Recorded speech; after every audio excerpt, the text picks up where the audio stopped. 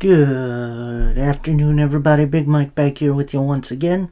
Welcome back to Big Mike Talks, where today going to be talking about the rest of the week that was in pro wrestling. That includes results of the last leg of AAA Triple Mania, which it's going to be interesting.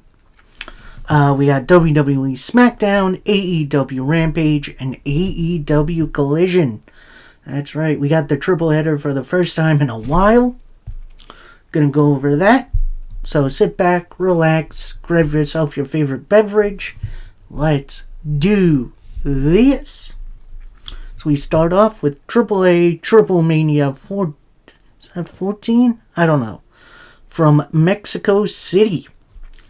We start off with Flammer successfully defending her women's title against Fabi Apache. Octagon Jr. won the gauntlet match for the Bowdy Cup. I'm not sure what that is. I do apologize. Raj Desi, aka Jinder Mahal, along with Satnam Singh, beat Negro Casas and Psycho Clown, along with Dr. Wagner Jr.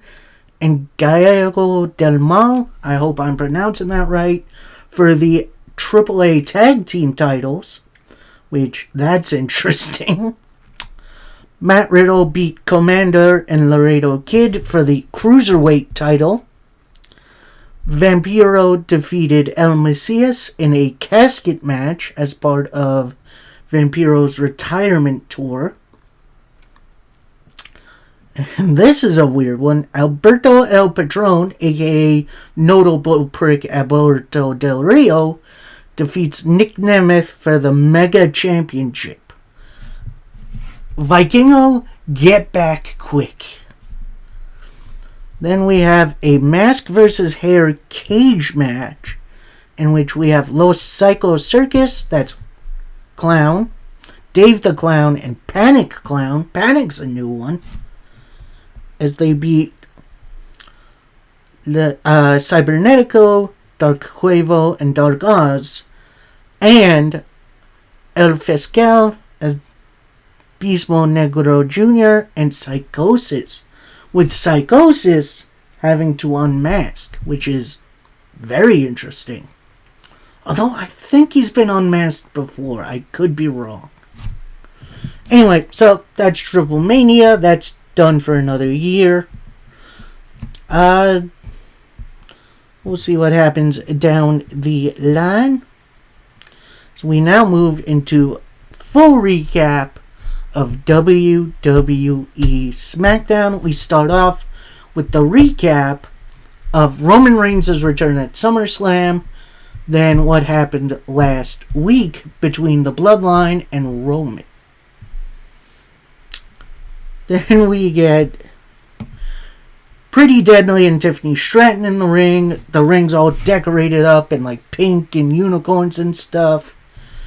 And then Tiffany introduces the Queen of the Ring and the new women's champion, Nia Jax. She comes out, she gets carried along in, the Queen's chair with the couple extras loading her off. Gets in the ring. Tiffany hands her the title, which, that's interesting. Nia Jax then gets on the microphone, says, "Tiffy, you really shouldn't have." Tiffany Stratton then replies, "Look, this is your big moment. I just wanted to give back." Nia then says, "Yeah, this is very pink." Tiffany asks, "Do you not like it?" Nia then replies, "I appreciate you, Tiffany, but this is not really my style. My style is more of destruction. I proved at SummerSlam I was a woman of my word. Not only am I Queen of the Ring, but I'm also the women's champion. And everyone in the back right now better bow down to me. And what a better way to start than with you, Tiffany." So then Tiffany is all like, sure, I'd love to bow down to you. But we gotta get through some stuff first, then we'll bow down, as Pretty Deadly are gonna bring you their musical. So they start on that. I'm really not paying attention to this. Pretty Deadly starting their routine. Then from behind Tiffany and Nia comes Mia Yim, who I am not used to not having blue hair. That just looks wrong to me. She then attacks everyone with a kendo stick and leaves everyone running. So Mia Yim next in line. I am okay with that. Mia has kind of been in a rivalry with Nia and Tiffany for a while now. Would be nice to see that pay off. Then we see Naomi, Jade Cargill, and Bianca Belair. They're backstage. They're watching this whole segment on the big screen. Pretty much saying, look, we got a heck of a week coming up. Naomi, you got your match against Blair Davenport. We'll get into that one a little bit. And then next week, we're going to take on the whole group. And we got our sight set on getting back the tag team titles. And as they're kind of celebrating a little bit, Carmelo Hayes comes from behind them, stands on one side, says, you got the number for my after party? And then after I beat Andrade night, we're going to part. And then Bianca, with one of the most heated lines, says, isn't Andrade up 2-0 on you? And they just walk off. Like, them's fighting words. Dang. So, I'm going to say this about the opening segment. Yes, the Pretty Deadly thing was stupid, but it fits their character?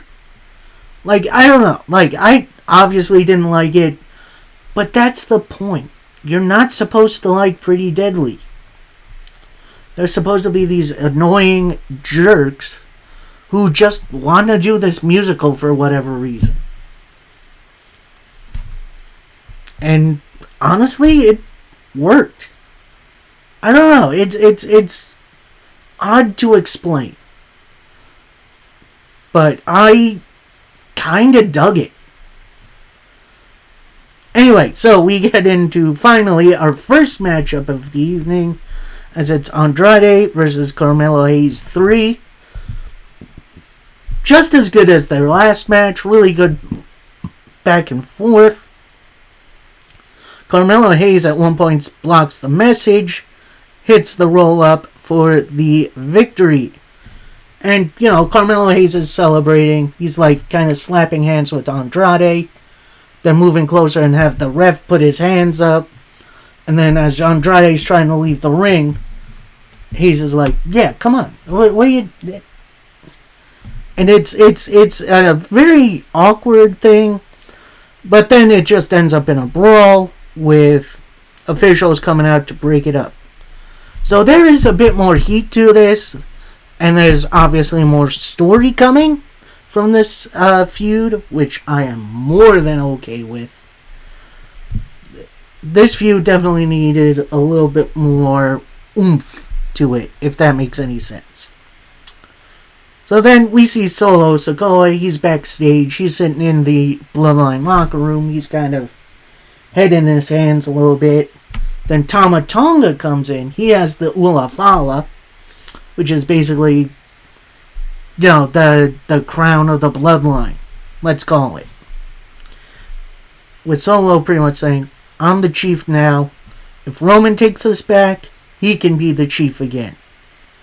But he will acknowledge me, and I him, if he can take this back. Ooh, some fighting words from Solo Sikoa.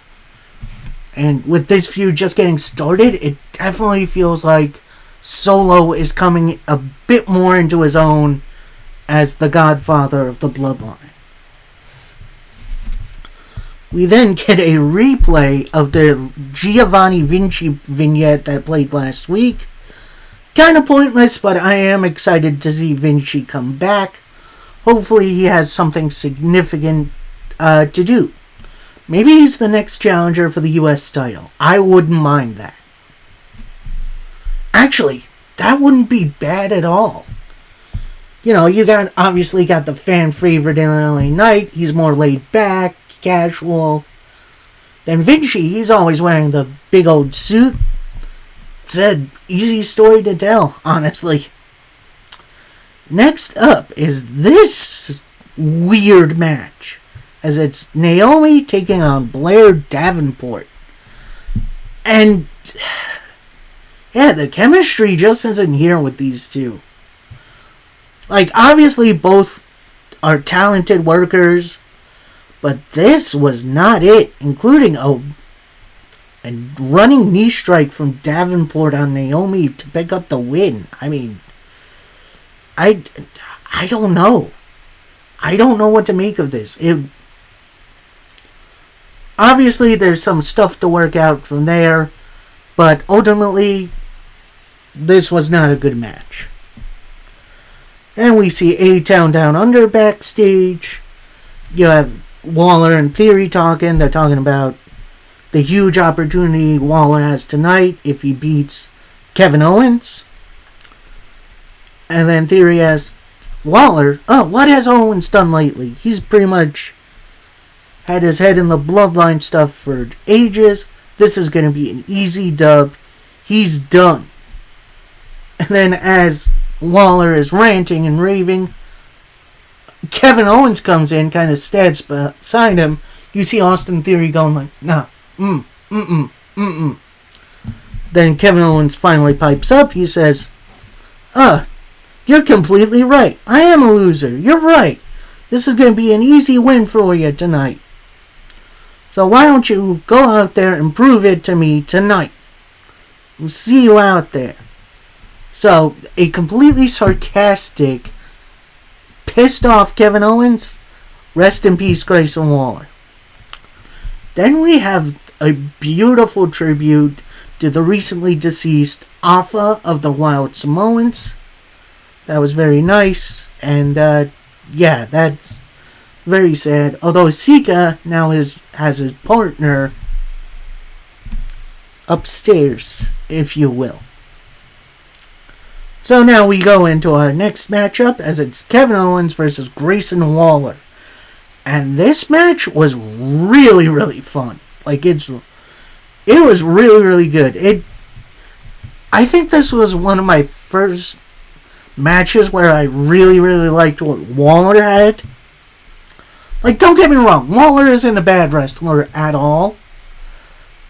But yeah, this was really good. They worked together really, really well.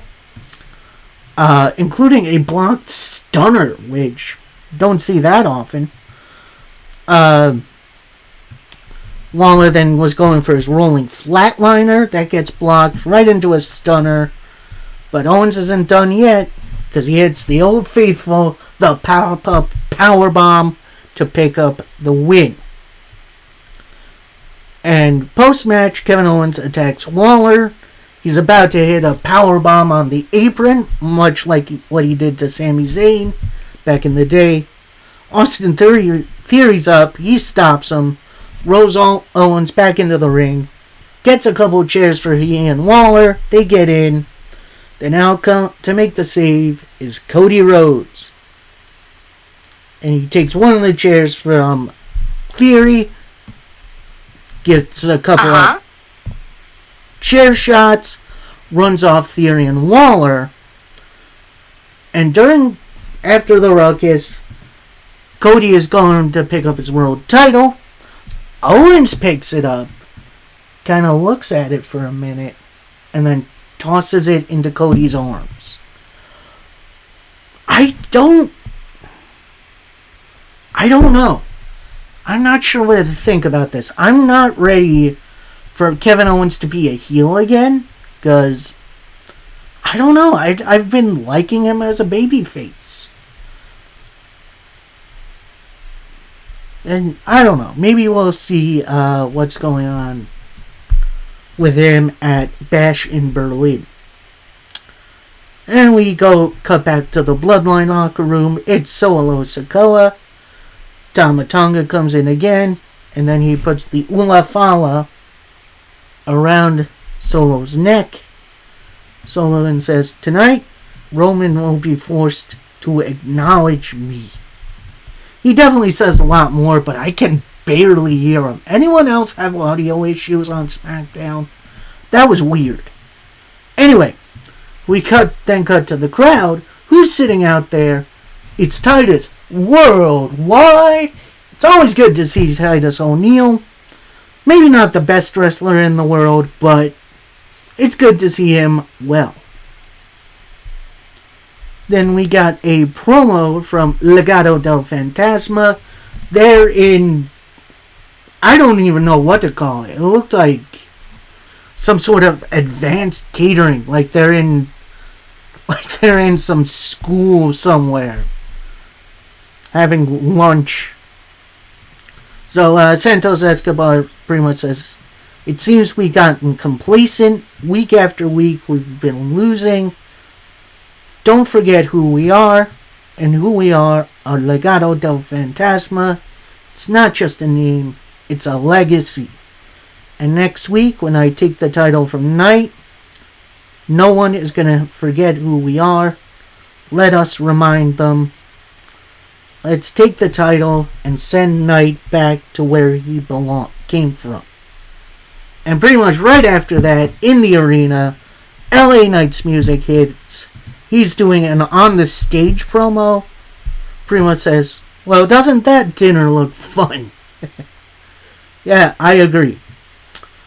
Then LA Knight continues, "Telling your goon squad to not forget who they are. You're going to forget who you are when I knock you out next week. Because next week we're in our nation's capital, and I'm the nation's champion. And there's no time for trash. And while I can be a little trash, each week this trash will put your ass in the trash." Definitely a tongue twister from LA Knight. Nice little promo to finish that segment. Then we see, cut to backstage, Mia Yim is walking out of Nick Aldis' office. Then we see Chelsea Green and Piper Niven walk in. And Green thanks Mia Yim for ending that cringe party early on. While it was fun to watch, Mia Yim then reveals next week she's getting a title match, which, that's going to be interesting. So then that offends Green and Nevin so much that they run into Nick Aldis' office, with Green kind of faintly saying, "I'm in here, sorry not sorry." And then as Mia Yim is kind of walking away, she gets attacked by Nia Jax from behind. That match is going to definitely be interesting. Let's see how that one goes. And then we cut to not only the match of the night, but potentially match of the week. Although, we'll see about that for Collision, as it's a number one contenders match for the WWE Tag Team titles, as the Street Profits take on DIY. And what's interesting is that the Street Profits, they only have B-Fab out there with them, as Bobby Lashley's contract has expired. He's a free agent. You know what that means. Anyway, this match was fantastic. A great homage to tag team wrestling. Really good back and forth. Crowd was pretty much into it from the start.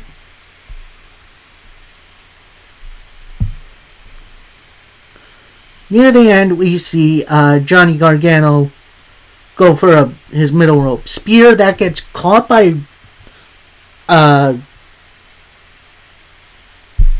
not Ford. Dawkins tags in Ford, and they hit a blockbuster, which that looked gnarly, for the win for the Street Profits.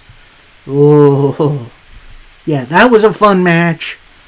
Definitely going to be interesting to see who the Street Profits take on from the Bloodline. Because from what I've seen on house shows, they're going Freebird rule. Which means any combination of anyone who's in the Bloodline currently can defend these titles. So, that's interesting. So that was our main event match. We now go to our main event segment, as it's Solo Sikoa promo. He's out with Tama Tonga. Pretty much says Roman. He asks the crowd to acknowledge him. He then says, okay, I see how it is. I know one man who needs to acknowledge me. Roman, you call yourself the tribal chief. You want this back? Bring your ass out here and take it.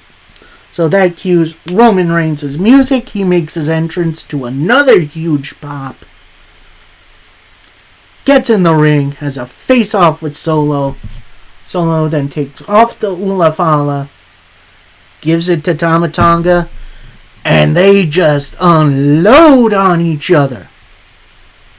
Like, it was a big old brawl. Tama Tonga tries to get involved, but Roman Reigns gets back in it. Announce table gets set up. Roman tried for his powerbomb through the table, but Solo stops it. Beatdown continues. They get back in the ring. Solo goes for the Solo spike. Roman ducks it. Superman punch.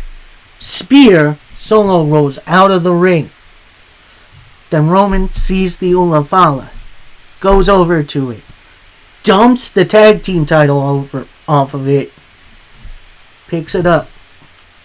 Kind of looks at it for a second. Puts it on. And has the face of, this is right. This is what needs to be. Then from out of freaking nowhere, super kick from Jacob Fatu, who is still in a walking boot, knocking the Ula Fala off of Roman. And Jacob Fatu just destroys Roman. Then he tosses Roman to the outside, where Solo and Tama Tonga are waiting. Shield powerbomb through the announce table.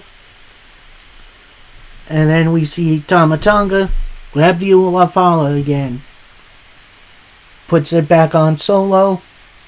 They all throw up the ones over Roman Reigns. Ooh. That segment was everything it needed to be and then some. And for those who are crying over, oh, they're fighting over a necklace. No, they're not. They're fighting over the power that this Ula Fala brings. If you actually look into Samoan culture, this is essentially the king's crown. At least that's how I understand it. So you have that, and you're in the family, you have the power. Although they are kind of treating it like the 24/7 title. Yeah, this was awesome. And then Jacob Fatu. Honestly, if anyone deserves to be the tribal chief after his performances, it's Jacob freaking Fatu. Like, he should lead. Anyway, SmackDown was a bit less of a mixed bag this week. A lot of really good. Only really one really bad segment and one really, really bad match. But overall, I had a fun time. If you haven't seen that tag match between the Street Profits and DIY, go look for it. It's awesome. Anyway, we then move into AEW Rampage. We start with the Trios division as the Outrunners team up with the Butcher for one half of the Butcher and the Blade. I miss the Blade, man. He's underrated. As they take on Conglomeration members Jay Briscoe, Orange Cassidy, and Tomohiro Ishii. And I'm going to say this, Outrunners for this match, low-key, the MVPs. And then they also have someone in their corner, Erica Lei. I don't think I've ever really heard of her, but we're gonna see her a little later. Just wait.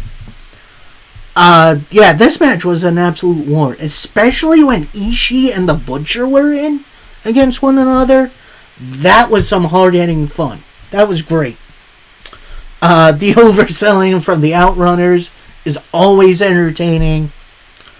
Eventually, Mark Briscoe hits the J Driller to pick up the win for his team.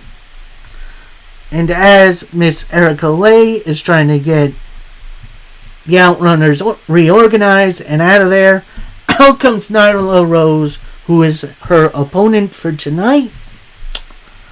And it was pretty much...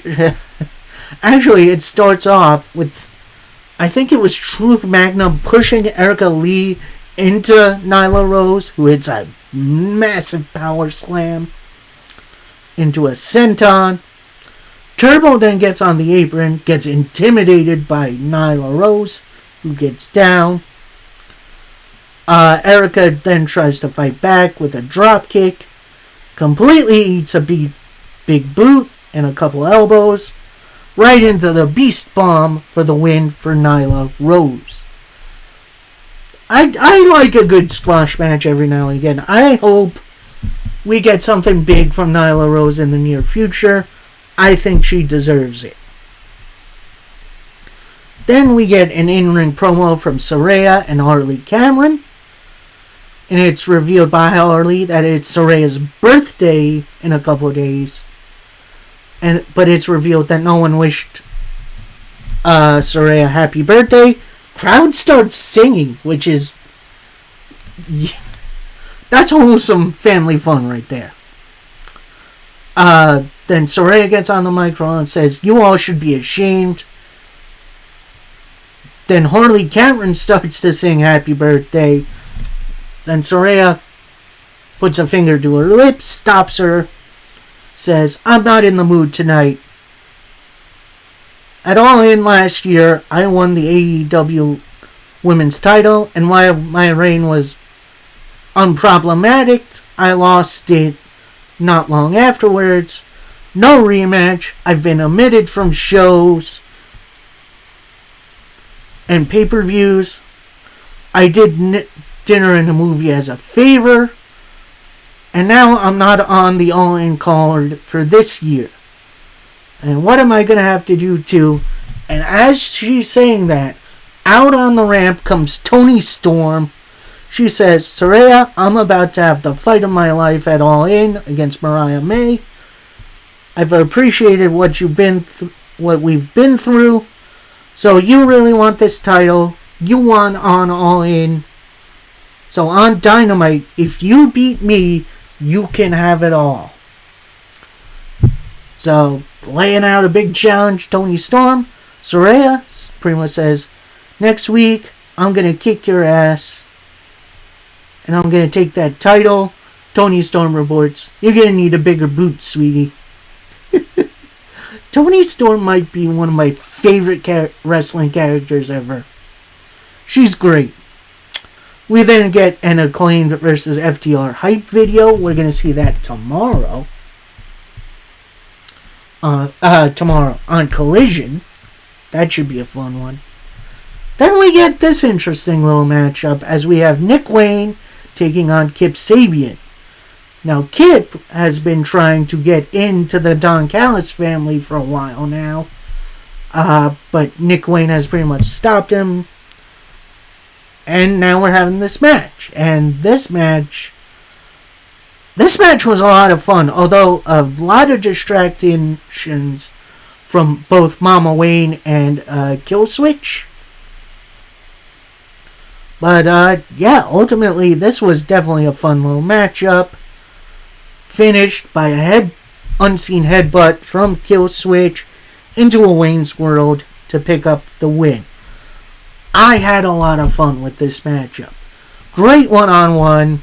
Hopefully we get something more from Kip Sabian in the future, because he is so dang underrated and underutilized.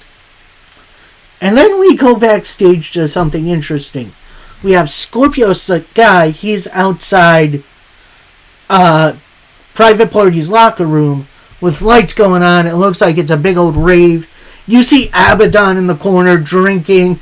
It's crazy. So Sky tries to walk into the party. The security guard says, "Yeah, you're not on the list." And then let's in a couple ladies finished with Brandon Cutler, in which it's always good to see Brandon Cutler. I will never not laugh at Brandon Cutler. Anyway, Scorpio Sky then tries arguing why he should be in. He's a former tag team champion, blah, blah, blah. Then out of the party room comes Private Party. They kind of, embrace Scorpio Sky, saying, "You know who this is? Come on, let's get in here." And all three of them walk in. I'm going to say this. This is a fun opportunity to do something interesting. Not just with Private Party, but with Scorpio Sky, who has needed something for a while now. And if that means he's mentoring Private Party, I wouldn't mind that. And heck, you can easily make him a trio. So, next up, we got a tag team match playa, as Kyle Fletcher teams up with Roosh to take on KM and Red Titus. Definitely been a while since I've seen those two. And this match was pretty much...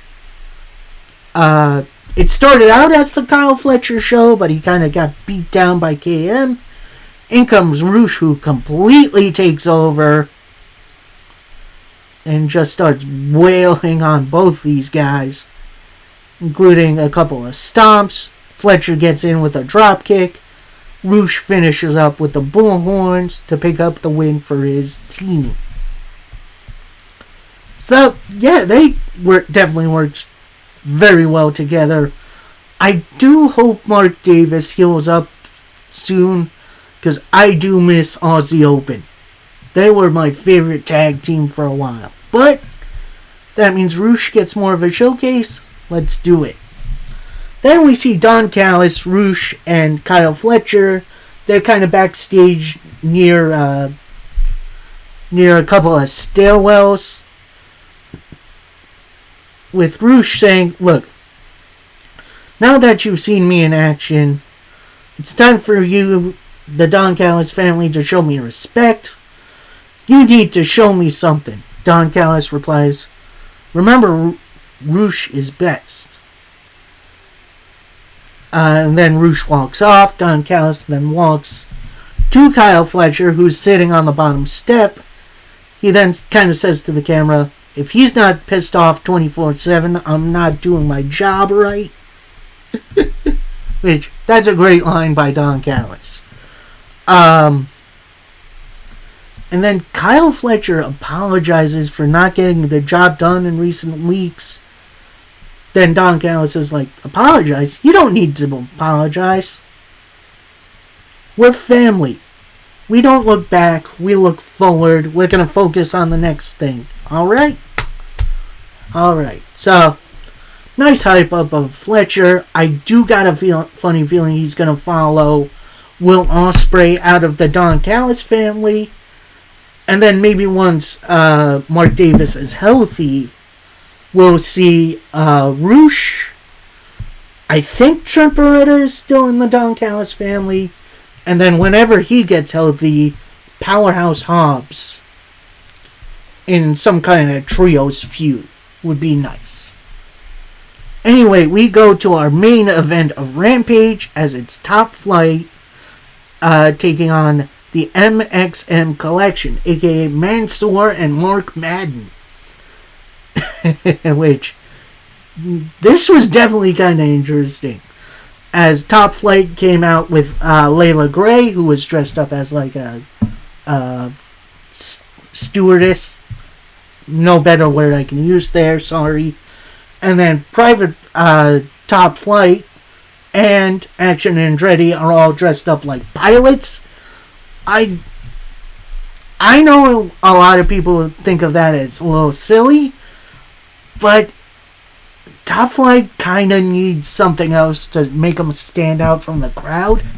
They're really good wrestlers, but maybe this puts them over the top sometime. And this match, honestly, this match was a combination of serious, but also kind of goofy, as you have the MXN collection always posing and whatever. One point near the end of the matchup, we have Layla Gray pop up and distract Mansoor. He's looking back and forth at her and his partner, Mace. And then they just start showing each other their asses. Eventually, Top Flight win with a Brainbuster Frog Splash combination.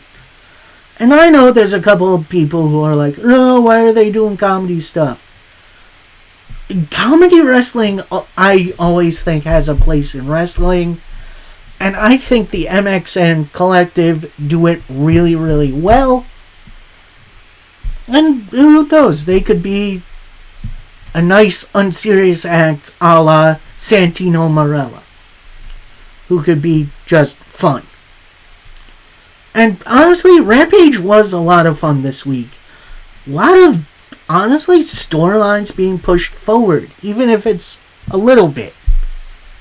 It definitely feels like AEW are trying to make Rampage a bit more important, which is always key. So that was AEW Rampage, a entertaining show, to say the least. It's definitely a lot of fun. We now finish up with AEW Collision, in which, this might feature one of my favorite matches of all time. We'll get there in 2 minutes, but first we start off with Dr. Britt Baker, DMD, taking on Harley Cameron, in which, alright. Yeah, this match was really, really entertaining. A lot of really good back and forth. Harley Cameron has improved so well. It's crazy. About middle of the match, Britt Baker gets her glove, goes for the lockjaw. But Cameron counters with a cross chop, which is very interesting counter. But then Dr. Britt Baker fights back with a super kick, Sling Blade, and Stomp combination to pick up the win. As she's celebrating, out comes Mercedes Moné and Camille. So Dr. Baker bails out of the ring, gets a kendo stick, goes to hit Camille with it, who's now coming down to the ring. Camille catches it, hits Dr. Britt Baker with it, and as Baker is kind of cowering a little bit, Camille breaks the kendo stick over her knee, which is insane. Beatdown continues on Dr. Baker. They get in the ring, and Camille with a crazy looking Michinoku driver. And Monet then gets in the ring. They stand tall over Dr. Britt Baker.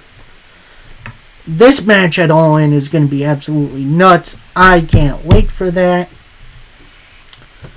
Next, we see footage of the announcement for All In 2025 in Arlington, Texas, in which they're going to be at the Texas Rangers baseball stadium, which is very, very cool. Then we see footage of the feud from Dustin Rhodes, Ross and Marshall Von Erich, Sammy Guevara, the Dark Order, and now the Kingdom from episodes of Collision and Ring of Honor. which, nice little video package, catch everyone up who hasn't been, as involved. We then go to our next match, which is for the Ring of Honor Tag Team titles, as Dustin Rhodes, who is already Ring of Honor 6-man Tag Team Champion, teams up with Sammy Guevara to take on Mike Bennett and Matt Taven of the Kingdom. And this match was a whole lot of fun. It has definitely been a while since I've seen Sammy Guevara wrestle. I've definitely forgotten how good he is. Like, he is a dang good wrestler. So then, Dustin hits Shattered Destroyer, Shattered Dreams, hits a Crossroads, and as he's going for the pinfall, out comes the Beast Mortis and Roderick Strong, in which Mortis distracts the ref. Strong hits a penalty kick on Dustin for only a 2 count. Roddy then tries to give Matt Taven a chair. This brings out the Von Erich boys, who brawl with Roddy and Mortis. And out comes Brian Cage and the Gates of Agony to take out the Von Erichs. Then out comes the conglomeration, the full group, and these two groups just brawl to the back. Bennett tries for the roll-up, only gets a 2 count. Tags in Matt Taven, tries for a pile driver, that gets caught. Sammy with a nasty-looking cutter. Dustin hits a spinning suplex. Sammy with a swanton bomb. For your winners and the new Ring of Honor Tag Team Champions, the Natural Dustin Rhodes and Sammy Guevara. And this makes Dustin Rhodes a double champion. Definitely deserves it. Gonna be interesting to see how Ring of Honor handles this going forward. We then see footage between Bryan Danielson and Swerve Strickland over the last couple weeks. Definitely a nice little hype video. And then we go to a Chris Jericho interview, in which he says, "You're right, I've had a busy week. You've had Hook returning with one eye, and that's been pretty stupid after I burned your eye out. What if at All In I blind your other eye, and when I beat you, you're banned from challenging for the FTW title? And my opponent next week, who is not the British Bulldogs kid, the Dynamite Kid's kid. You remind me a lot of Hook. I've done a lot in your short career. I'm about to take on one of the hottest UK prospects of all time. And hey, I knew your dad, and he wouldn't like you. You're not properly trained. And now on Dynamite, I'm a modern day Stu Hart. I'm going to tear you apart branch by branch. And on Dynamite, Dynamite Kid is Dynamite done." That last bit definitely got me. This version of Jericho is growing on me a little bit. Then we get to the Lucha Libre portion of our episode of Collision, as Hologram takes on Angelico. And while this wasn't a super long match, it was definitely a good match. These two guys had some great chemistry. A lot of high flying, especially for Angelico. But eventually, Hologram wins via the roll-up. In post-match, they have a nice little handshake.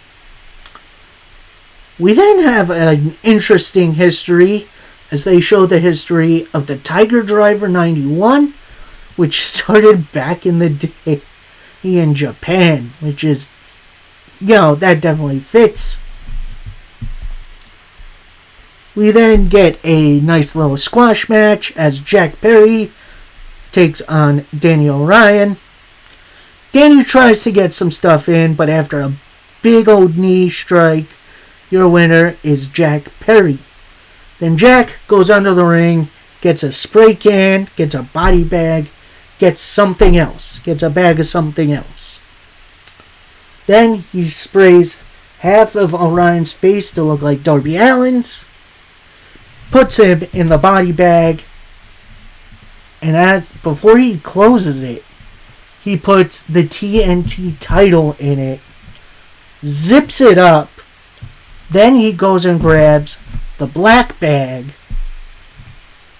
opens it up, brings out a completely blacked out version of the TNT title. And oof, that thing looks so good. That is a great design for the TNT title and sets it apart from other designs. It's definitely nice looking. So to say Jack Perry is ready for All In is an understatement. Then we see highlights from the Trios #1 Contenders match from last week between the House of Black and the Bang Bang Gang, which was finished off by a Christian Spear, who was the special guest ref.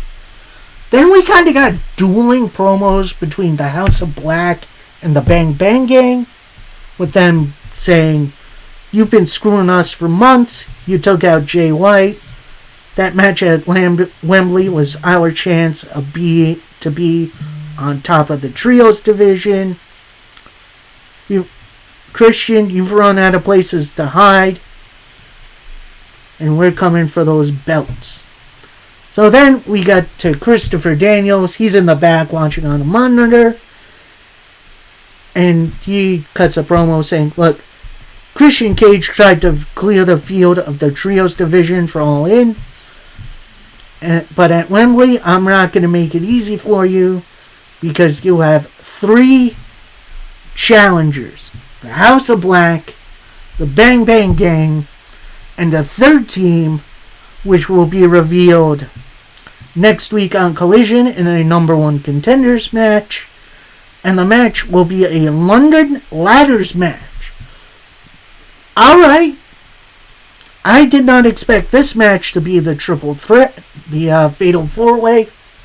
Figured that was going to be for the tag titles, but honestly, I'm in.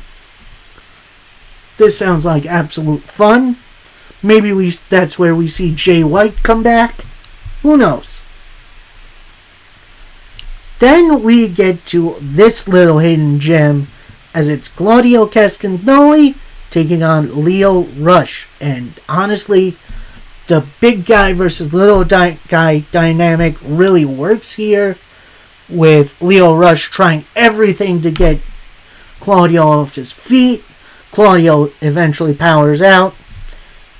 Eventually, Lio Rush does get him off his feet with a Hurricane Rana. At one point, Claudio was on the outside. Lio Rush goes for a dive. He gets caught by Claudio, who then suplexes him into the crowd. That was definitely a crazy spot. Lio Rush blocking the Ricola Bomb every which way to Sunday. Lio goes for a frog splash that misses. And then Claudio finishes off with a pop-up uppercut to win the match. That match with Claudio and Okada this coming Wednesday, it's going to be crazy. That's going to be nuts. I can't wait. Then we have a backstage promo from Stokely Hathaway and Chris Statlander, with Stokely kind of trying to get himself out of this match, saying, "While Ishii is crazy tough, I am too. I got this guy." Then Statlander says, "He's not going to be hurting us. I spoke to Tony Khan, and the winner of this match picks the stipulation for Statlander versus Nightingale at All Out." So that's definitely a nice reveal. We'll see what happens at All Out. Then we go to Eddie Kingston. He's healing up from his surgery. So he's at home. He's not at the arena. So he says, I'm still messed up. I'm not going to be around on AEW programming for a while. But I have been watching, and I've been noticing one thing on Dynamite. You, Brian, you're not the Brian Danielson who beat me years ago. This Brian is disrespectful from our sport, and he's going to get beat. Brian, why are you doing this? Are you going to step up at All In? Because if not, what's the point? Eddie Kingston pushing buttons. Love it. Love, love, love it. And to even have him factor, even when he's not at the arena, that's always nice. Then we get a Mariah May versus London Manor. Pretty much a squash match. With May getting a hip attack into a Storm Zero to pick up the win. And as May is celebrating, lights go out. Lights come back on. You see Toni Storm, talking about how tragic the Mariah May breakup was. But at All In, I get my revenge. So then post that, lights come back on. Mariah May then attacks her opponent with the shoe that she's got. Then we go to the Acclaimed. They're backstage. Max Caster does his rap promo before he goes out to the arena, which, that's interesting. Could we see an Acclaimed heel turn? That could be interesting. I am not even going to try to repeat what he said because I do not have it. He was going way too fast for me. And then we go to our main event, as it's the number one contendership for the tag team titles at All In, as FTR takes on the Acclaimed. And this match absolutely ruled. Really nice back and forth between these two teams. A lot of blocked moves, a lot of counter moves. At one point, you saw the Acclaimed hit the Shatter Machine, which that popped me big time. And then we got a countdown. Only 5 minutes remaining. Then Caster and Bonans hit the Arrival and the mic drop combination, only for a 2. Fighting continues. FTR hit a Shatter Machine, only for a 2. 1 minute remaining. And each man tries to score a quick pinfall. And as Dax Harwood is going for some shoulder tackles. 1, 2, ding, ding, ding, ding, ding, ding. The bell rings. And it's announced the time limit has been reached. And you have everyone in the ring. Billy Gunn's in trying to play peacekeeper. Then Dax Harwood just cold cocks Billy Gunn. The two teams brawl while officials are trying to break it up. Then we hear from Tony Schiavone as he announces via Tony Khan both FTR and the Acclaimed are going to All In to challenge the Young Bucks for the tag team titles. Match itself was great. I do understand why they did this finish. AEW doesn't really do finishes like this on a normal basis. But honestly, triple threat like this sounds like a ton of fun. I can't wait. So that is my review for this week in pro wrestling. I hope you all enjoyed the heck out of it.